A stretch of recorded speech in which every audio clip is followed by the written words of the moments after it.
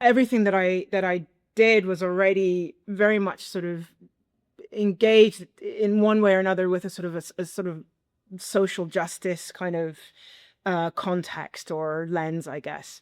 And doing this course, the reason I did this course is because I really wanted to deepen that and to really sort of solidify in a much more sort of foundational way that the theory that underpins my practice.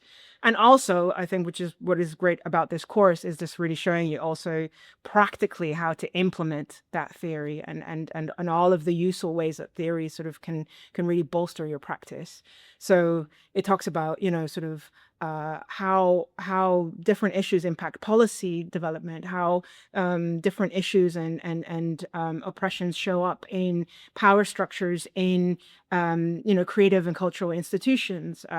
How can we relate to each other? How can we facilitate better in a way that is more inclusive and truly sort of creates spaces where different voices can be heard and different voices can sort of create and co-create.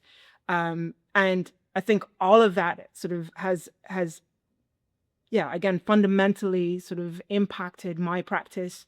Now I still work with young people making theater and facilitating critical consciousness workshops with young people.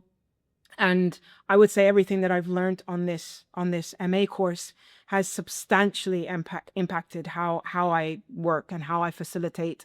And the theory that really sort of again underpins my work. It's sort of it is all of that, and sort of engaging with amazing theorists like bell hooks and Paulo Freire and Augusto Boal and so many more, Fanon as well. All of that is so linked up. I couldn't separate it from what I do now. It's just sort of it's all in there.